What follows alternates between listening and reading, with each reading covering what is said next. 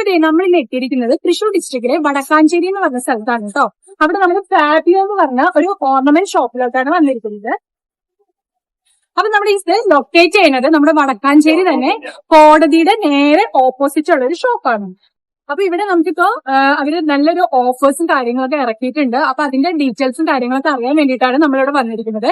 24 carrot gold plated ornaments, rental ornaments എല്ലാം നമുക്ക് ഇവിടെ അവൈലബിൾ ആണ്. നമുക്ക് എന്തൊക്കെയാണെന്നൊന്നും കണ്ടിട്ട് വന്നാലോ? വരും.